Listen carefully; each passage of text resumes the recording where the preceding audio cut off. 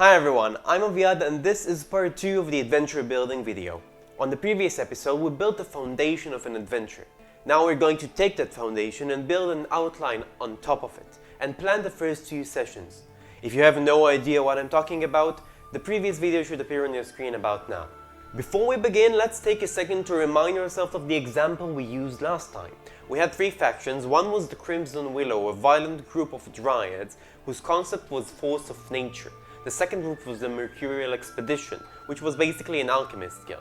And we had the Druid Circle as the third one, which was a neutral group in this conflict. The foundation of the adventure was then a series of events. First, the alchemists went on a research excursion and found a unique flower that had amazing alchemical properties.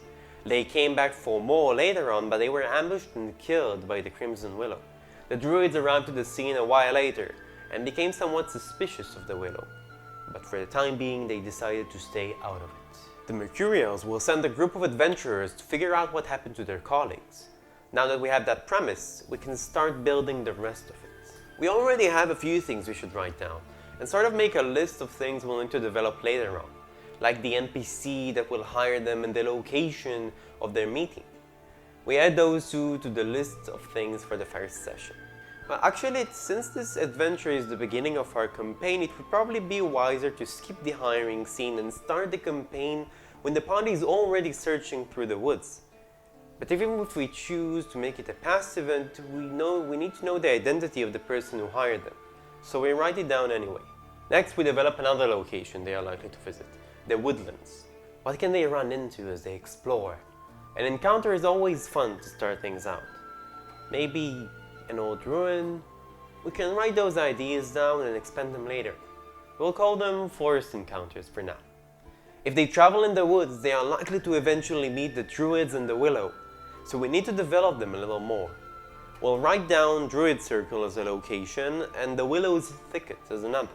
If we know which of the 2 factions they are going to meet first, we'll want to focus our attention on one of them before we develop the other. Let's say we decided they are going to run into a Willow Dryad before reaching any of the 2 locations, so we write down Willow Dryad Encounter. I can already imagine it. She will be very nice to them at first, but she is a fickle fae. Her entire demeanor can change in an instant if they antagonize her. And she won't fight back, she'll just run away using her Tree Sprite ability, which will make it very hard for the group to follow. Well, I went a bit ahead of myself, but we have that ready, so good for us. I bet you can think of at least a few ideas as how we can continue from here. This is a thought process that can take a while, but once we're done, we have a list of things that we can develop into an actual session. An important tip regarding the planning is not to plan too far ahead. I usually try to plan for a session and a half and avoid planning any more than that. The fact that I only plan so much allows my campaign to be truly flexible. It gives the players the ability to do whatever they want, without me feeling like I'm throwing away all of my prep for every choice I didn't expect. I still throw away some things, mind you, because players will be players, but we should at least try to put that into a minimum.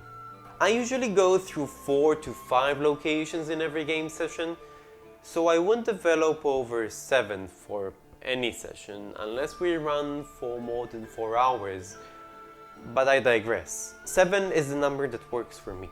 But you may use more or less locations than I do. If you're new to GMing, you can use my estimate and see how it works for you. For each of those locations, I will write down all the information I need to run it. That information includes the NPCs that they might meet there, magical items that they could find, or stats for monsters they are likely to fight there. I try not to write too much about any given location, just the bare minimum that I need to run it, which is 2-line descriptions to remind myself what it is. Perhaps the most work is with NPCs, and even that isn't much. We'll cover that in a future video. If we're planning the first adventure of a campaign, there are other things we should keep in mind. I find, at least in the beginning, the course of action should be clear for the players. They should know right off the start where they're going, and what are they going to do there. Or, at the very least, where they need to go to learn more about what's happening.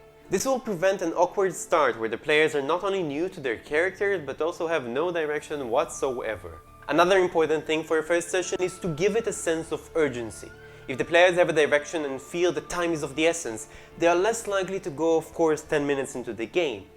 They might do it anyway, but if it feels urgent, they will probably spend less time sidetracking and more time chasing their leads.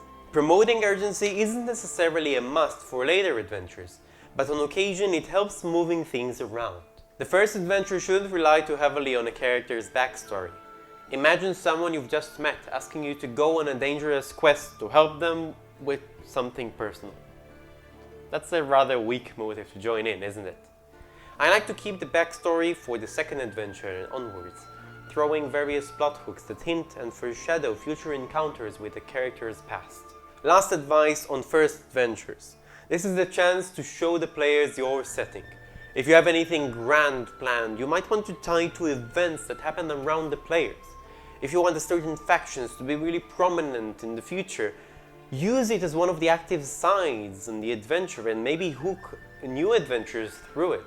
I've mentioned it a couple of times throughout the video, but throwing adventure hooks before the end of the first adventure is very important because you want to avoid the situations where the player characters go, "Alright, that was cool, but where do we go from here?" Give them a few options to choose from so the transition between adventure feels smooth. So for example, if the player characters decided to go against the Red Willow from earlier, they might discover that they were sent here by someone else, a powerful fate that had another plot elsewhere. Just remember, no matter how many hooks you throw, be open to the fact that they might choose to do something else entirely from the options you've offered. That's natural and also a lot of fun. Thanks for tuning in, everyone. I think the next video is going to be a more in-depth review on the idea of factions. Guess we'll wait and see. I'm looking forward to read your comments on this one. This is not the only way to write adventures, it's simply the way I do it. And I'm always looking for more takes on how others do it. This whole channel is based around the idea that we have a lot to gain by sharing our ideas and insights with each other. I'll put the channel's Discord in the description. It's still small at the moment, but it simply means that I can pay more attention to everyone. I want to create a corner of creativity on the internet, where you can throw in your homebrews, ideas and thoughts and get feedback from people who share your passion. If that sounds like something you'd enjoy, join us! Don't forget to like and subscribe if you enjoy what's going on in here. Clicking the little bell icon will send you notifications whenever a new video comes out. You are awesome, and I'll see you beyond the screen.